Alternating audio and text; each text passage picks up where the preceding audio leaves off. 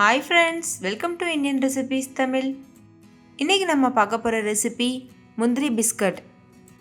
இது நம்ம பேக்கரியிலலாம் வாங்கி சாப்பிட்ருப்போம். நல்லா கிறிஸ்பியாக ரொம்ப சூப்பரான டீ டைம் ஸ்நாக்காக இருக்கும். குழந்தைங்கள்லேருந்து பெரியவங்க வரைக்கும் விரும்பி சாப்பிடக்கூடிய இந்த முந்திரி பிஸ்கட் ரொம்ப ஈஸியாக பண்ணிடலாம். வீட்டில் இருக்கக்கூடிய குறைவான இன்க்ரீடியன்ட் வச்சு பண்ணியிருக்கேன். வீடியோவை ஸ்கிப் பண்ணாமல் கடைசி வரைக்கும் பாருங்கள். இந்த வீடியோவில் நிறைய டிப்ஸ் அண்ட் ட்ரிக்ஸ் இருக்குது. இது படி அப்படியே நீங்கள் பண்ணிங்கன்னா நீங்களும் வீட்டில் பெர்ஃபெக்டான முந்திரி பிஸ்கட் பண்ண முடியும்.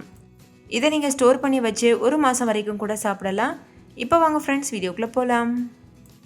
ஃபஸ்ட் இந்த ரெசிபி பண்ணுறதுக்கு ஒரு மிக்சிங் பவுல் எடுத்துக்கோங்க. அதில் 1 கப் அளவு மைதா சேர்த்துக்கோங்க.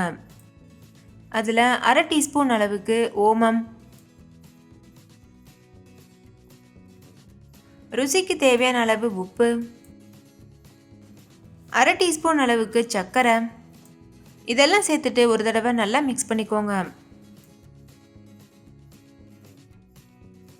நல்லா கலந்ததுக்கப்புறமா 2 டேபிள் ஸ்பூன் அளவு நெய்யை சூடுபடுத்தி நல்லா சுட இதில் ஊற்றிடுங்க. நெய் ரொம்ப சூடாக இருக்கணும்.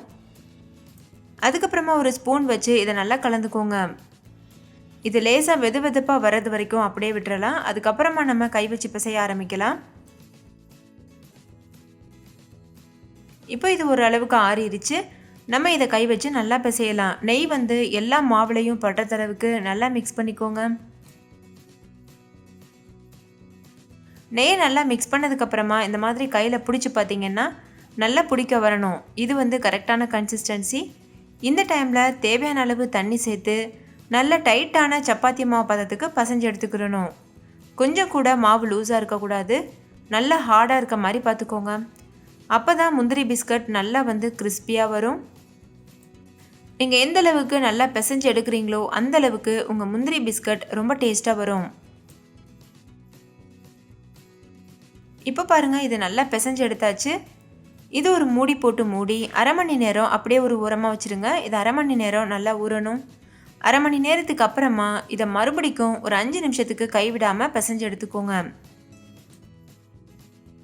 இப்போ மாவு கொஞ்சம் சாஃப்டாக இருக்கும். மறுபடிக்கும் நம்ம பிசைஞ்சோன்னா அது நல்லா ஹார்டாயிரும். அதுக்கப்புறமா நம்ம பிஸ்கட் செய்ய ஆரம்பிக்கலாம். மாவு நல்லா பிசைஞ்சு எடுத்ததுக்கப்புறமா ஒரு பூரி கட்டையில் வச்சுருங்க. அதுக்கப்புறமா கொஞ்சம் போல் மைதா மாவு தூவிடுங்க.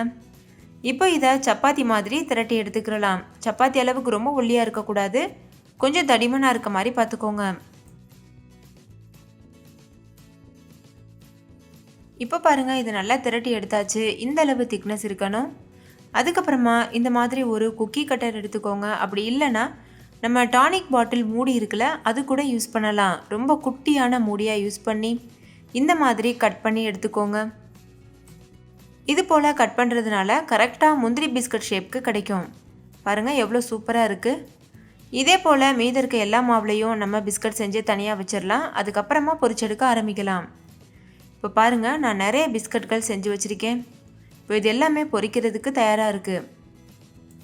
நம்ம கட் பண்ணினது போக மீத மாவு இருக்கும்ல, அதை நம்ம வேஸ்ட் பண்ண தேவையில்லை.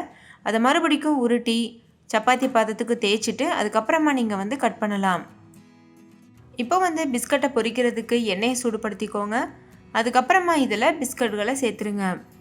இந்த மாதிரி அரிக்கரண்டி வச்சுட்டு பிஸ்கட்களை சேர்த்திங்கன்னா ரொம்ப ஈஸியாக இருக்கும். நிறைய பிஸ்கட்களை ஒரே சமயத்தில் சேர்க்க முடியும்.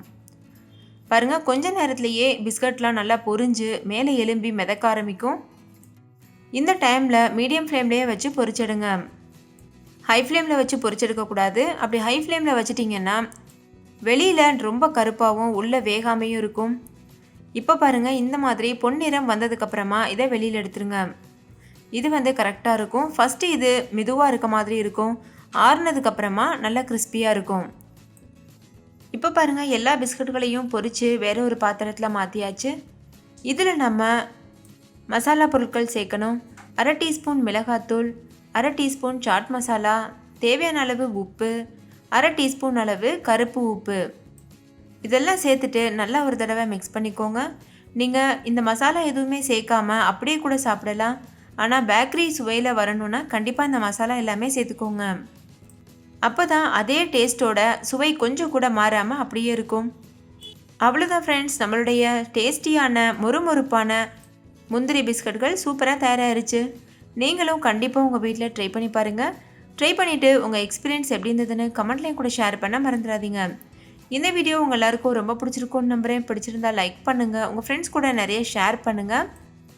இன்னொரு சூப்பரான ரெசிபியோட நான் உங்களை சந்திக்கிறேன். அதுக்கு முன்னாடி நம்ம சேனல் இந்தியன் ரெசிபிஸ் தமிழை சப்ஸ்கிரைப் செய்யாத நண்பர்கள் சப்ஸ்கிரைப் செய்துக்கோங்க. பக்கத்தில் இருக்கக்கூடிய பெல் சிம்லையும் கிளிக் பண்ணிவிட்டு ஆளுங்கிற ஆப்ஷனையும் கிளிக் பண்ணி சேவ் பண்ணிக்கோங்க. அப்போ தான் நான் தினம் அப்லோட் பண்ணுற புது புது வீடியோஸை நீங்கள் மிஸ் பண்ணாமல் பார்க்க முடியும். ஓகே ஃப்ரெண்ட்ஸ், தேங்க்யூ, பாய்.